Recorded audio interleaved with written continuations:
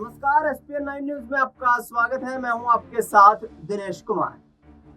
दरअसल मध्य प्रदेश में जिस तरीके से कर्ज कमीशन और करप्शन को लेकर जीतू पटवारी मोहन यादव सरकार को कटघरे में खड़ा कर रहे हैं, उसे कहीं ना कहीं भारतीय जनता पार्टी में भी असंतोष का माहौल देखने को मिल रहा है। दरअसल एक तरफ जहां परिवहन विभाग में कार्यरत सौरभ शर्मा की जो गिरफ्तारी हुई, उसके बाद लगातार ये सवाल उठे कि आखिरकार क्या कोई बड़ा राजनीतिक कनेक्शन इसके पीछे नजर आता है, क्योंकि वह तो एकमात्र आरक्षी थे, यानी कि कांस्टेबल थे, और उनके पास इतना बड़ा जखीरा मिलना कहीं ना कहीं इस बात के संकेत दे रहा था कि मध्य प्रदेश में वाकई क्या बड़े लोगों के संपर्क में सौरभ शर्मा दिखाई देते हैं। दूसरी ओर आपको बता दें कि खनन माफिया, भू माफिया जैसे बड़े आरोप लगाते हुए मध्य प्रदेश में जीतू पटवारी साफ तौर पर कहते हुए नजर आ रहे हैं कि मध्य प्रदेश में भारतीय जनता पार्टी जो है, इसकी सरकार बिल्कुल यहाँ पर शासन प्रशासन पर निरंकुश हो चुकी है, और ऐसे में सरकार का कोई कंट्रोल प्रशासन पर नहीं है। मध्य प्रदेश में दिन दहाड़े जिस तरीके से दलितों पर यहाँ पर अत्याचार हो रहे हैं, इसके साथ साथ बात करें तो जीतू पटवारी ये भी कहते हुए नजर आ रहे हैं कि तमाम उन लोगों के कनेक्शंस बड़े बड़े राजनेताओं से हैं, जो कहीं ना कहीं मध्य प्रदेश में अवैध रूप से करप्शन फैलाने का काम कर रहे हैं। मध्य प्रदेश में भ्रष्टाचार चरम सीमा पर है। किसी भी विभाग में भ्रष्टाचार को लेकर के यहाँ पर बिना पैसे के काम नहीं करवा सकते। ये तमाम आरोप जीतू पटवारी की तरफ से लगाए जा रहे हैं। प्रेस कॉन्फ्रेंस करते हुए उन्होंने किस तरीके से यहाँ पर प्रदेश के मुखिया यानी कि मोहन सिंह यादव पर निशाना साधा, सुनिए जरा। मध्य प्रदेश का चेहरा कलंकित भारतीय जनता पार्टी ने कर दिया। वो चाहे व्यापम का कांड पुराने समय पे हुआ हो या अलग अलग समय पे अलग अलग करप्शन की नई जो विधाएं निकाली भारतीय जनता पार्टी ने, वो चाहे नरसिंह की हो, चाहे हमारे ये भी सौरभ शर्मा वाला केस हो, चाहे इससे पहले जितनी भी भर्तियां, नियुक्तियां, परीक्षाएं इसके मामले हो, चाहे कर्ज से लेकर जो राजनीतिक रूप से कैसे लूट होती है पैसे की, आर्थिक राशि की, उसकी बात है, या चारित्रिक रूप से पूरे मध्य प्रदेश के सभी भारतीय जनता पार्टी का जो अमर्यादित चेहरा बना है राजनीतिक रूप से, ये मध्य प्रदेश को कलंकित करता है। क्योंकि जनता ने जो मैंडेट दिया, जो जीता वो सिकंदर, बीजेपी आज सत्ता में, हम विपक्ष की ईमानदार विपक्ष का दायित्व निभाना चाहते हैं, और मैं मानता हूं कि एक साल से हमने सकारात्मक एक विपक्ष कैसा होता है उसका पूरा 100% प्रयास किया कि हम बीजेपी को सहयोग करें, बीजेपी की सरकार को, ये प्रदेश की सरकार है, मोहन यादव जी को सहयोग करें कि वो एक अच्छी सरकार दे और जो वचन पत्र, जो संकल्प पत्र दिया हमने उसको पूरा करें। पर मोहन यादव सरकार का जो काम करने का तरीका है वो इसके पूरा उलट है, विपरीत है। मैं करप्शन के अगेंस्ट लड़ाई लड़नी है तो 300 से ऊपर अधिकारी लोकायुक्त की जिन पे जांच चल रही है, उनको सरकार ने अनुमति नहीं दिया आज तक कि उन पर किसी भी प्रकार का मुकदमा चले।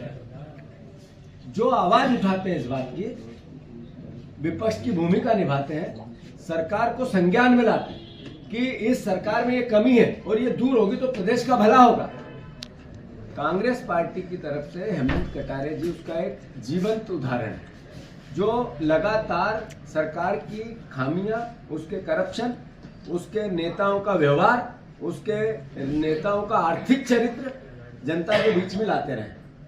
मैं देखता हूं कि अभी 3 दिन पहले उन पर जिस तरीके से एफआईआर की 21 साल पुराने मामले में, और एक ऐसा नेता जिनकी मृत्यु हो गई, जिनको ईश्वर के पास चले गए, जो प्रदेश के नेता प्रतिपक्ष रहे, जिन्होंने भी हमेशा सरकार को कटघरे में खड़ा किया, स्वर्गीय सत्यदेव कटारे जी, 21 साल पुराने मामले में हेमंत पे जो अभी 2004 में जिस संस्था के एक तरह से संबंधित हुआ, उसमें उन पर एफआईआर करना, फिर उनकी 70 साल की माता जी पर एफआईआर करना, फिर उनकी जो भाभी है, जो बहू है हमारी, उन पर एफआईआर करना, ये क्या बताता है? ये बताता है कि जो हेमंत कटारे, कांग्रेस पार्टी और जो विपक्ष अपनी आवाज दे रहा है उसमें सच्चाई है। इसी से सरकार डर रही है।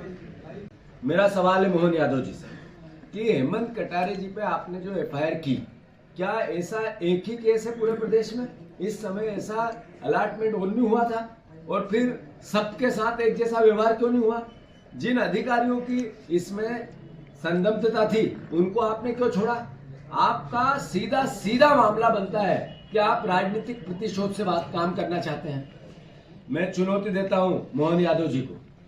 हेमंत कटारे जी के साथ पूरा कांग्रेस परिवार एक एक है और एक एक हमारे जनप्रतिनिधि, हमारे विधायक, हमारे पदाधिकारी, सारे राजनीतिक नेता चट्टान की तरह खड़े हैं। आप इस तरीके से अगर लोकतंत्र को दबाने और डराने की बात आपके मस्तिष्क में है तो कृपया करके आपका इलाज करा लें। ये निकाले ये कीड़ा। हम उन लोगों में से है नहीं कि आपके इस व्यवहार से डरेंगे।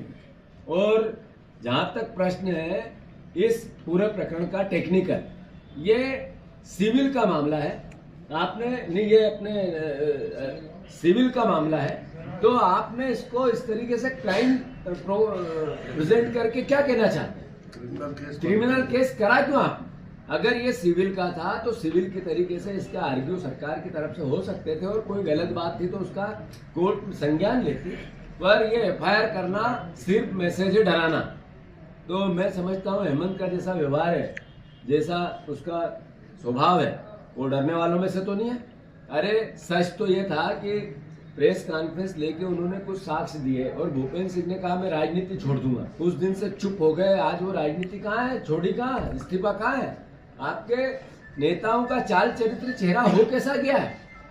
करप्शन इतना कि सौरभ शर्मा के केस में पूरा लोक आयुक्त और पूरी भारतीय जनता पार्टी की सरकार सिर्फ इसमें लगी है कि रफा दफा कैसे हो जाए। जो बड़े मगरमच्छ है उनको छोड़े कैसे? जो वो लाल डायरी है जिसमें सबके नाम है वो सार्वजनिक कैसे नहीं हो? अरे आपने 20,000 करोड़ रुपए पिछले सरकार आपकी बनी जब से आप हर 5 साल में घपला करते हो, चोरी करते हो, डकैती करते हो। सारे नेता आपके, सारों नेताओं की जो 20 साल में पावर में रहे, अगर उनकी बैलेंस शीट चेक की जाए तो सब 500 गुना, 1000 गुना बढ़ी है। तो ये पैसे आए कहां से? आम आदमी गरीब होता जा रहा है और बीजेपी के नेता जो पावर में है उनकी 500 गुना, 1000 गुना बैलेंस शीट बढ़ गई। ये कैसे हुआ भैया? करप्शन आप करो, चोरी आप करो, डकैती आप करो, प्रदेश के को कलंकित आप करो और एफआईआर कांग्रेस के नेता पर। ये कांग्रेस पार्टी बर्दाश्त नहीं करेगी।